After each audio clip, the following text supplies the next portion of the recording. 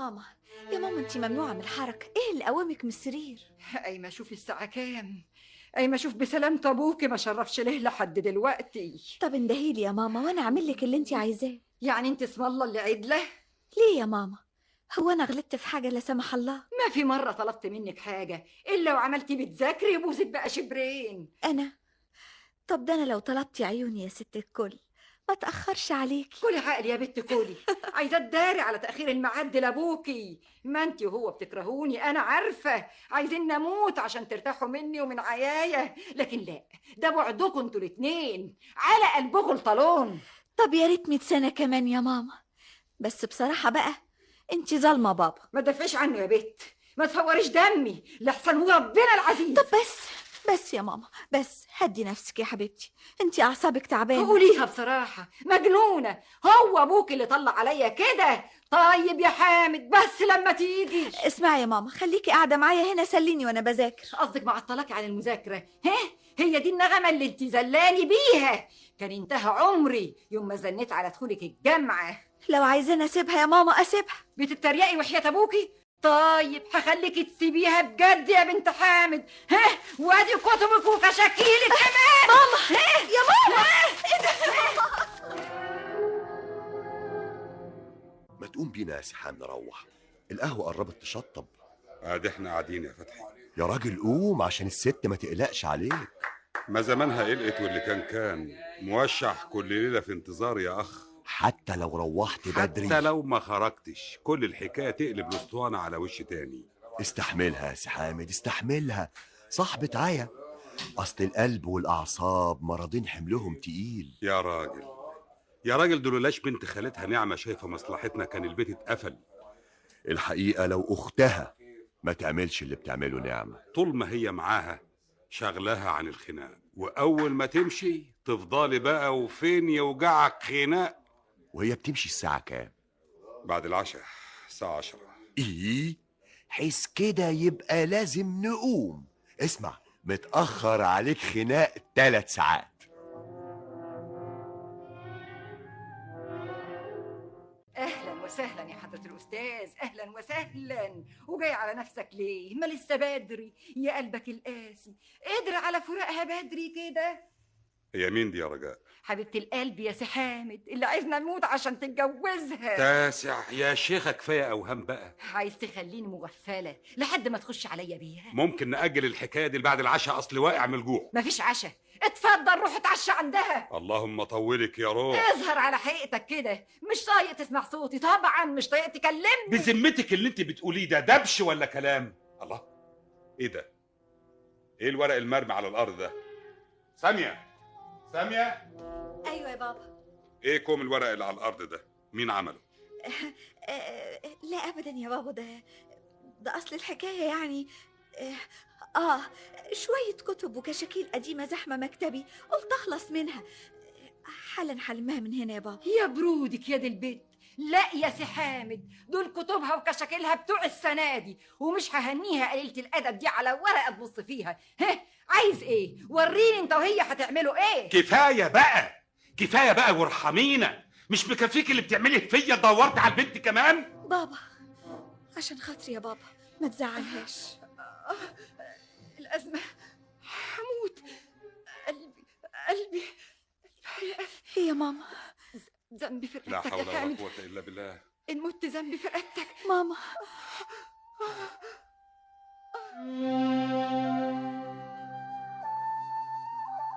حقك عليا يا سي حامد، ما تزعلش.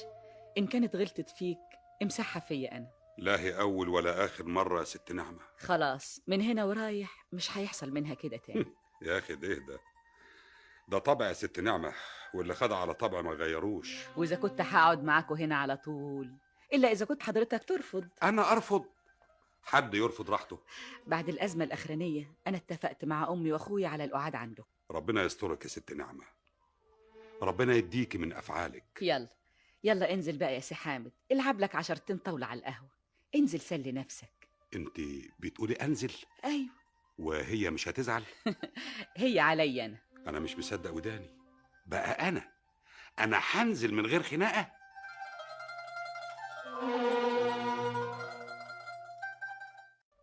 نفسي اعرف يا ابله نعمه، انت بقالك جمعه سهرانه في ايه؟ من الليلة دي أنا هبطل سهر، وانت اللي هتسهري. هسهر في ايه يا حسره؟ في دول. ايه رأيك في المفاجأة دي بقى؟ الله، دول كتب الجامعه يا ابله، والكشاكيل كمان. لحد آخر محاضرة. ياه، عرفتي بقى كنت بسهر في ايه؟ يا سلام عليك يا ابله، كنت بتنقلي لي الكشاكيل وانا مش عارفه. أما أصحابك دول خطهم وحش في شكل. ابوسك يا ابله، ابوسك. بس. هو انا عبيطه يا اختي عشان اعرض عليكي فلوس زي بابا ما عمل تقومي تزعلي مني؟ وبتعيديها يا سامية؟ أيوة. أهلا يا ماجدة. ازيك يا ابله؟ بس خلاص، كملت قعدة المذاكرة. أروح أعمل لكم كوبايتين شاي بتاع مذاكرة صحيح. وإذا عوزتوا حاجة تانية أنا سهرانة جنبكم. ها؟ سامية، الست دي عظيمة قوي يا سامية. بابا مش عارف يكافئها بايه. بالكلمة الحلوة يا سامية. لا برضه تلاقيها منتظره حاجه، اصلها من الفرع الفقير اللي في العيله. ما انتش مسافر يعني؟ ما انتش مسافر واقول لهم ايه في الشغل يا رجاء؟ الست منعتني. للشغل ولا اللي انت مسافر لها؟ دي واحده جديده بقى، المره دي ساكنه في بلد تانية. نجوم السما قرب لك من السفر. قلت ايه يا سي حامد؟ قلت وعد ومكتوب يا ست رجاء. أنا آسفة، كنت فاكرة رجاء لوحدها. تعالي يا ست نعمة، تعالي شوفي لعبة حضرته الجديدة. أنا اللي كنت عايزاكي تشوف الرواية الجديدة اللي طلعت. الله، طلعت رواية جديدة؟ روايتين. ما هم دول اللي مخليين دماغك بتشك في كل حاجه. ما تضايقنيش بقى، إذا كنت عايز تسافر سافر، خليني أعرف أقرأ الروايات الجديدة. كتر خيرك انت ورواياتك. سي حامد، شنطتك جاهزة يا سي حامد. كمان يا نعمه، كده يبقى كتير يا بنت الناس. أؤمر يا سي حامد وربنا يعينك. ايه رأيك بقى يا ست ام ماجدة؟ الفستان هياكل من جسمك حتة. تسلم ايدك يا ست البنات. انا عارفه يا اختي الرجاله تايهين عنك فين. ده نصيب. عليا انا برضو ضروري. انت مستنيه حد؟ يا ريت. وانا مالي يا اختي لحسن تقولي بتتدخل في خصوصياتك. لكن وشبابك انا ما هيهدالي بال الا لما جوزك ابن الحلال اللي يستهلك بصحيح. يا ندامه، ده كفايه جمايلك. ده بس من ذوقك يا ست ام ماجدة. عن اذنك، اصل ميعاد حقنة ست صفية اللي فوق دلوقتي. يا سلام عليك انت يا اميره يا بنت الامراء. امال يا اختي قريبتك وشها كشر ليه؟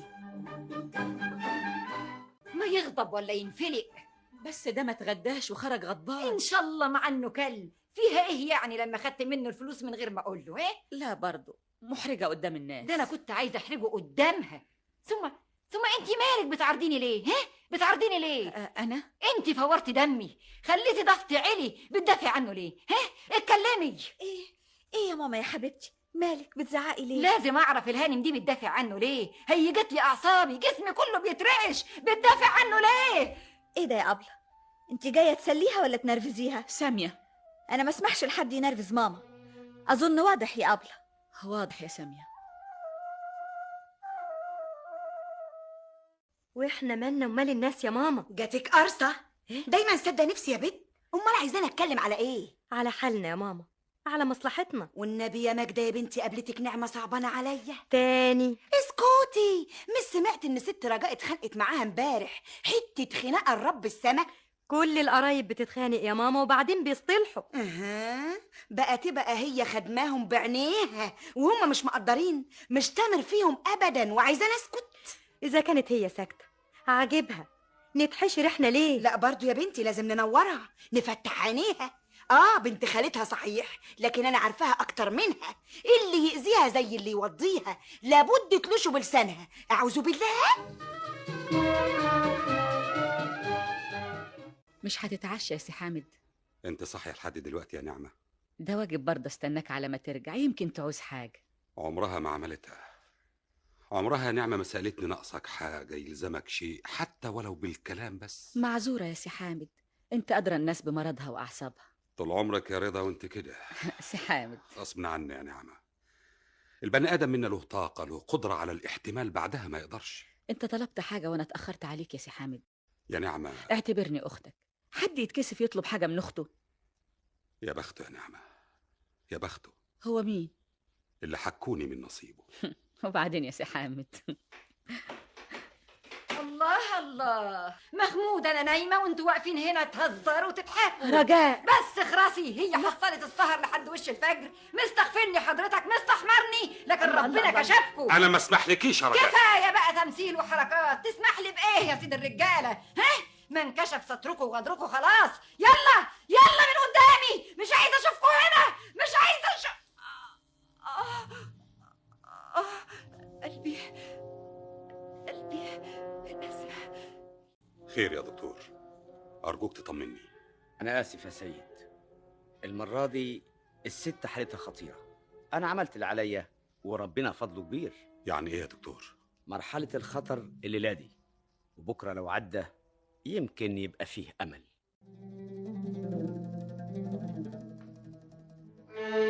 ده أمر الله، وانت راجل مؤمن يا سي حامد. اجله مكتوب يا نعمه، نصيبه مقسوم. اللهم لا اعتراض. انا اللي قلقني بكره، اللي قلقني هنعيش ازاي، هنعمل ايه. قبل ما بيبلي بيدبر يا سي حامد، ما تشغلش بالك، انت عنده هو الفرج. قوم استعد علشان تروح شغلك. قوم، اجازتك خلصت. بفكر امدها، مش هقدر اشتغل، مش هقدر اتعامل مع الناس وانا بالنفسيه دي. ولحد امتى؟ يوم هيجر يوم، ده اللي بيسيب نفسه للحزن بيركبه يا سي حامد. قوم وخلي توكلك على الله. الحل اللي انت فيه دلوقتي الشغل والتلاهي مع الناس، علشان خاطر يا سي حامد. ان ما قمتش هعرف اني ماليش خاطر عندك. خاطرك على عيني وراسي يا نعمه. حاضر، هقوم، بس ليا طلب عندك. اطلب يا سي حامد. ما تسيبيناش يا نعمه، ما تتخليش عنا. انا وساميه النهارده محتاجين لك اكتر من الاول. صباح الخير يا ست البنات. صباح الخير يا أبلة. يلا بقى يا حبيبتي علشان تروحي الجامعة النهاردة، الساعة بقت 7:30. ياه، ولحقتي تيجي بدري كده؟ لا، ما أنا لسه ما روحتش. يعني كنت بايتة هنا؟ أيوة يا سامي، في حاجة؟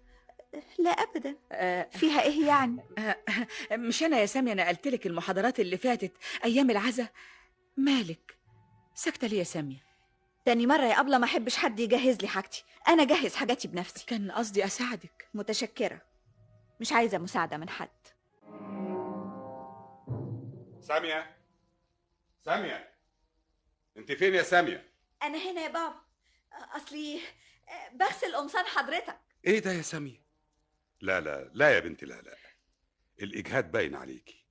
لازم تريحي نفسك، لازم ترحمي روحك وتنتبهي لمذاكرتك. عشان يعجب أبلة نعمة، فاهمة إنها لما تقطع رجلها هنتحوج لها. يا بنتي ما تظلمهاش، حرام عليك. عايزة توري الناس إن إحنا ما نقدرش نعيش من غيرها، عايزة تذلنا بجمايلها. أنا هوريها ووريهم إن إحنا أحسن من وجودها، مستريحين من حش مناخيرها في كل حاجة. كتير كده يا ساميه، نعمه إنسانة كويسة. أنا كمان كان رأيي كده، أمال ما بتجيش ليه؟ قصدها من كده إيه يعني يا بابا؟ أنا كمان مشغول عليها، هي أكيد عيانة.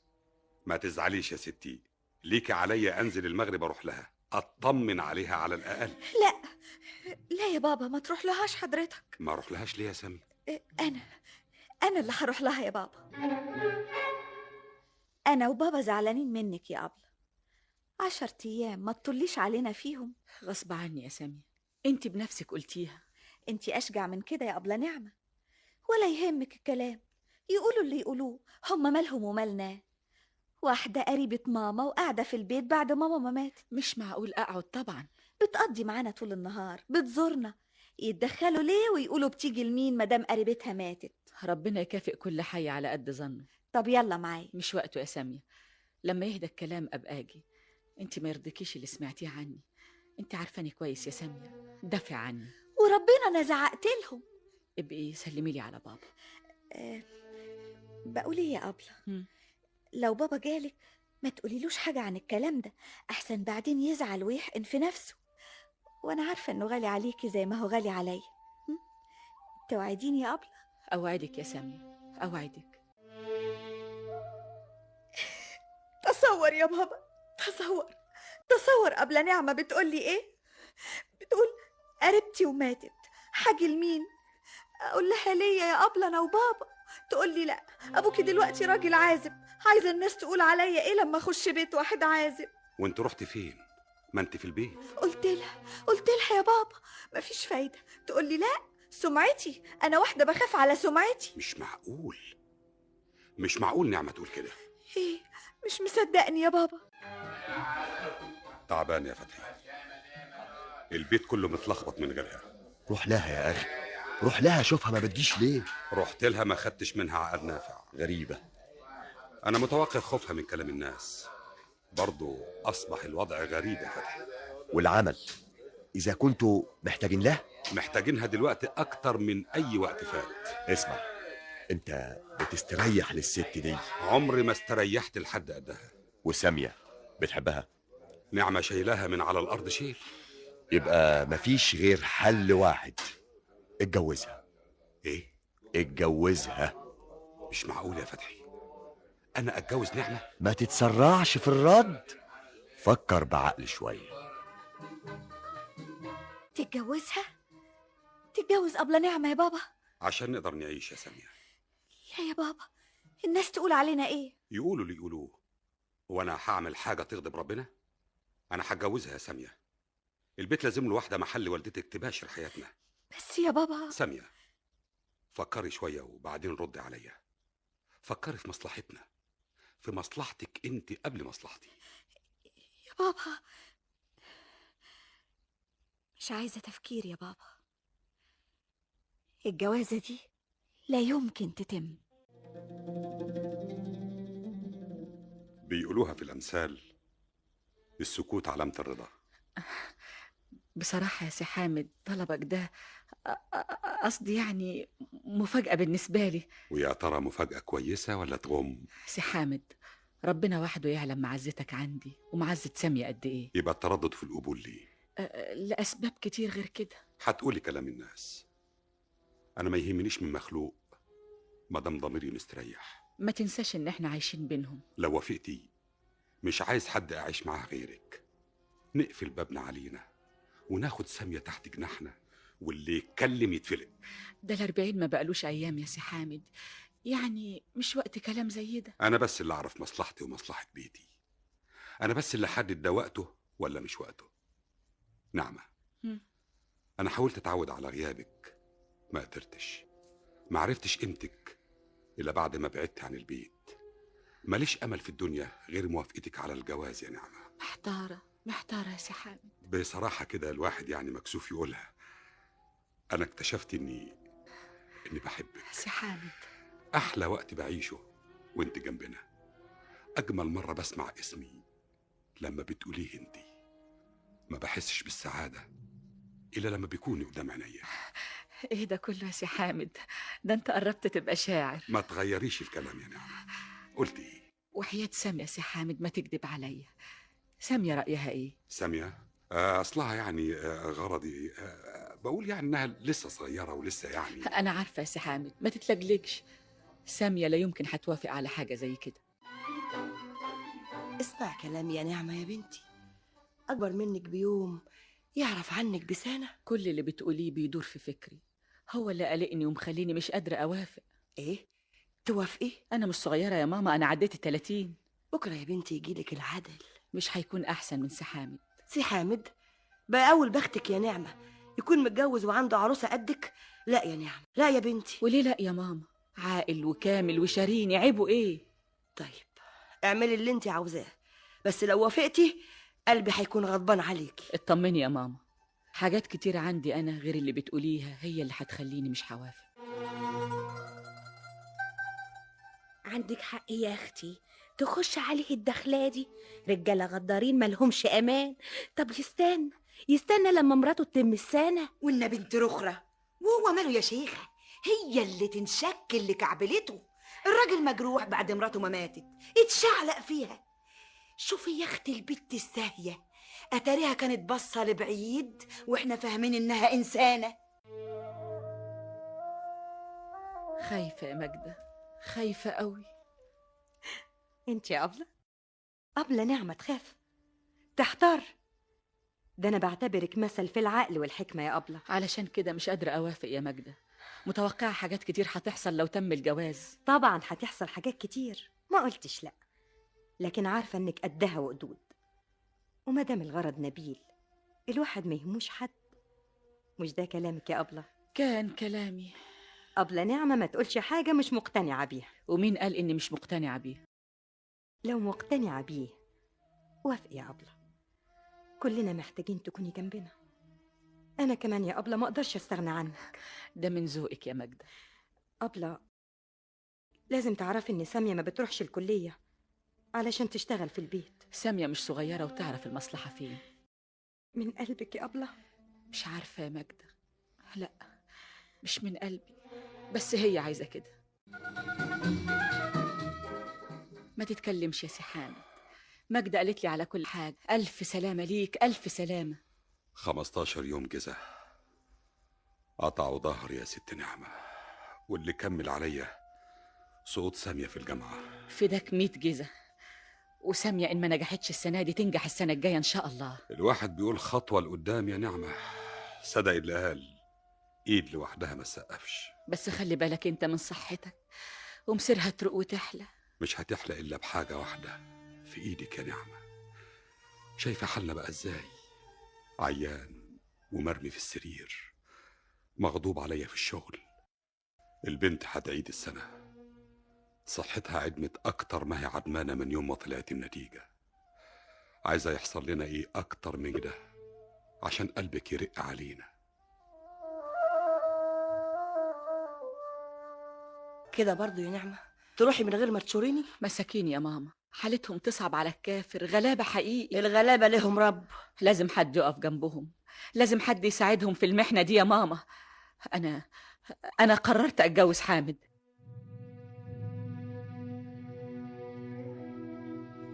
أنا يا بابا ما عادليش مكان في البيت. سامية أنت بتقولي إيه؟ أبلة نعمة بقت صاحبة البيت، وأنا بقيت ضيفة. عمري ما هبقى ضيفة تقيلة على حد. البيت بيتك يا سامية. أنا اتجوزت نعمة علشان تخدمك وتريحك، عشان تاخدي بالك من دروسك وتذاكري. وش عرفك إنها موافقة على رجوعي؟ ده هي اللي مأكدة عليا أجيلك النهاردة. عزومة مراكبية عشان توريك إنها بتحبني وعايزاني في البيت. كلام من ورا قلبها. يا بنتي ما تظلميهاش، نعمة ما عندهاش لوع، حرام عليكي. عشان أثبت لك كلامي يا بابا خليها هي تيجي تاخدني.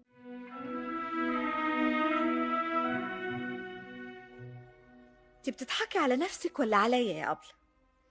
البيت ده بدخولك اتحرم عليا. ما تتعبيش نفسك، مش راجعة يعني مش راجعة. أنا بحبك يا سامية وأنت عارفة إني بحبك. قوليلي سبب واحد يخليكي تعملي كده. مين فينا اللي هتبقى ست البيت؟ مين فينا اللي هتبقى صاحبة الكلمة؟ أنت يا سامية. اللي أنت عايزاه حمشيه، اللي تشوفيه أنت اعمليه، وليكي عليا مش هقولك يوم لأ. خسارة يا أبلة إنك ما طلعتيش ممثلة. سامية كان هيبقى لك مستقبل باهر، مستقبل عظيم. الله يسامحك يا سامية، برضو مش هزعل منك. كفاية بقى تمثيل طيبة وتسامح وقلب كبير. الحقيقة ظهرت، رسمتي خطة ونجحتي في تنفيذها. عايزة إيه تاني؟ سيبيني بقى في حالي، ما تعذبينيش أكتر من كده. لما هتكبري يا سامية هتعرفي أنا عملت كده ليه. أنا مش عيلة، أنا في الجامعة وبعرف كل حاجة. عايزة نرجع عشان أبقى تحت رحمتك تعملي فيا اللي انت عايزاه. بقيت ملعوبك مفقوس يا ست هانم. مهما هنتيني وغلطت فيا يا سامية برضو هستحملك. يا عيني مظلومة، مكسورة الجناح والناس بتدوس عليكي. إذا كنت فاهمة إنك لوحدك اللي ذكية وبتعرفي تدبري وتفكري، لا، في اللي أذكى منك كتير. إيش جاب واحدة في الجامعة الواحدة معاها ابتدائية قديمة؟ التريقة على كيفك، لكن لازم تفهمي إني مش خايفة منك، مش هربانة من مواجهتك. أنا بس بقصر الشر عشان خاطر المسكين المغشوش فيكي. مفيش فايدة، مش هسيبك إلا لما ترجعي معايا البيت. حاضر حاضر يا أبلة، هرجع معاكي. انت اللي وقفتي في طريقي ونويتي على الشر. أنا الشاطر بقى اللي يضحك في الآخر. يا أبلة نعمة. نعم. بصفتك ست البيت الآمرة الناهية، أقدر أعرف مين دخل أوضتي؟ أنا يا حبيبتي، سويتها لك وغسلت حاجتك وطبقتها كمان. أظن سبق ونبهت عليكي، مالكيش دعوة بيا خالص. اخصى عليك يا سامية، ده أنا دلوقتي زي مامتك. كان نفسي تغلطي وتقولي الكلمة دي عشان نصفي حسابنا سوا. زي ماما، انت زي ماما، ماما اللي قتلتيها واتجوزتي جوزها. أنا يا سامية؟ أيوة، أنا وانت عارفين كويس ليلة الأزمة اللي ماتت فيها كانت شافت إيه. شافت الغدر بعينيها. شافت اللي أمنت لها ودخلتها بيتها ازاي بتخونها وبتخدعها. ما تجرحينيش اكتر من كده يا سامية. إذا كنت فاهمة إن ماما ماتت وخليلك الجو ده بعدك، أنا هاخد بطارها منك، هاخد بطارها منك. اسأل ماجدة يا بابا، جت لقتني مقطعة نفسي من العياط. ليه كفالة الشر؟ خير يا مجدة؟ ابدا يا عمي مفيش حاجه، دي بتدلع. أبلة نعمة يا بابا، يرضيك يا بابا تشتمني وتزعقلي؟ مش معقول. وحياتك يا بابا، وحياتك يا دوب بقول لها من فضلك يا أبلة نعمة تبقي تسوي لي أوضتي وتغسلي لي هدومي، اتفتحت فيا. ايه؟ ما ردتش عليها وقعدت أعمل الحاجة وأنا دمعتي على خدي. ما تزعليش يا حبيبتي، انا هشوف بتعمل معاكي كده ازاي. حقك علي. وادي بوسة. عن اذنك يا مجدة. نعمة نعمة. حرام عليك الكذب يا ساميه، ليه توقعي بينهم؟ هتستفيدي ايه؟ اسكتي يا ماجدة، نار بتولع فيا لما بشوفها ماشية قدامي. يا أنا يا هي في البيت ده، مش نعمة اللي تبقى محل ماما بعد ما كانت في حكم شغلتها. تزعليش مني يا ساميه لو قلت الحقيقه، متاسفه، انا ما اقدرش اوافقك على عمايلك دي. انتي كمان واكلة عقلك زي بابا. معلش يا ماجدة، الجيات أكتر من الريحات. مش فاهمه. كلمة وجت على لساني. وصدقتها يا سي حامد؟ غصب عني. البنت موتة نفسها من العياط من غير سبب كده؟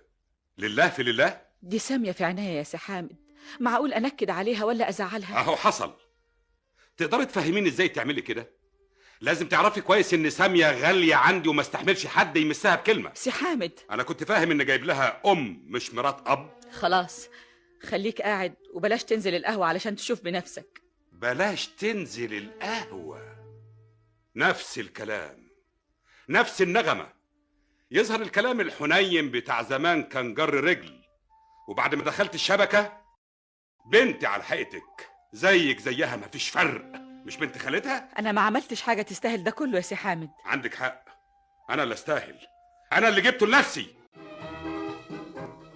كويس يا سامية، بابا في الحمام وهي في المطبخ، ولسه يا ما تشوفي مني يا أبلة نعمة. ادي البدلة اللي بابا لابسها. ايه وبعدين بقى حاطط المحفظة فين يا سي بابا؟ اهي، وادي كل الفلوس اللي في المحفظة. طيران بقى يا سماسم عشان تخبيهم في دولابها تحت هدومها. حرامية، اطلعها حرامية على اخر العمر. لما انت ما تعرفيش الفلوس اللي كانت في محفظتي راحت فين، مين اللي هيعرف؟ انا يا بابا. شوف بقى انت ظالمني ازاي. فين يا سامية؟ قولي له فين علشان يستريح. في دولاب هدومك يا أبلة. ايه؟ شفتها وهي بتفتش هدوم حضرتك يا بابا، وبعدين خدت حاجة كده خبتها في درج الدولاب التحتاني تحت هدومها.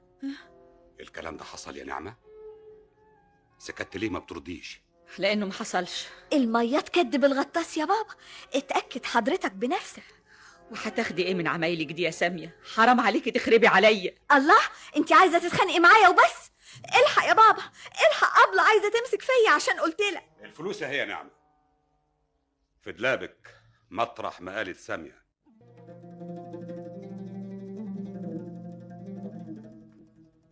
اسمعيني يا سامية وما ترديش إلا بعد ما أخلص كلام. حكاية الفلوس اللي اتاخدت من جيبي واتحطت في دولاب قبلتك أرجو إنها ما تتكررش تاني. بابا، حضرتك بتشك فيا؟ نعمة ما عملتش فيكي حاجة وحشة من يوم ما دخلت البيت عشان تعملي فيها كده. كفاية بقى افتري عليها. هي سلطت حضرتك عليا؟ حضرتك مصدق ان انا افتري عليها او اكذب عليك؟ انا ما اسمحلكيش يا سامة تتكلم عليها بقلة ادب من هنا ورايح. لازم تحترميها زي والدتك واكتر. واكتر كمان يا بابا. الله يسامحها، قدرت تغير قلبك عليا، قدرت تكرهك فيا. انا مش قاعدة في البيت، انا هروح بيت عمي. لو خرجت من هنا انا مش مسؤول عنك. طبعا كفاية عليك تكون مسؤول عنها هي.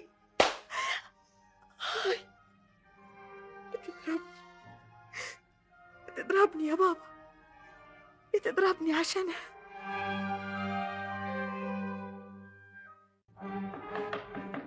سامية، سامية، افتحي يا سامية، أنا ماجدة. افتحي، أنا عايزة أتكلم معاكي. يا سامية اللي بتعمليه ده هيضر صحتك. طب افتحي خدي صينية الأكل، افتحي خدي صينية الأكل. لا مش هاكل، 100 مرة قلت مش عايزة اكل. يا سامية عيب انا الكلام عايزة ده. اموت. يا سامية عيب الكلام ده، عيب. ايوه انا شفت ازازة السم في ايدها. ايه بتحط لي منها في الاكل عشان تموتني. مش هاكل، مش هاكل. مفيش فايدة يا عمي، برضه ما رضيتش تفتح. والعمل اتصرف ازاي يا ماجدة؟ بقالها يومين على الحال ده ومش عايزة تاكل. عمي عندك مانع دكتور نفساني يجي يشوف سامية؟ قومي يا ماجدة، قومي يا حبيبتي روحي لمك تعرف انك كنت هنا.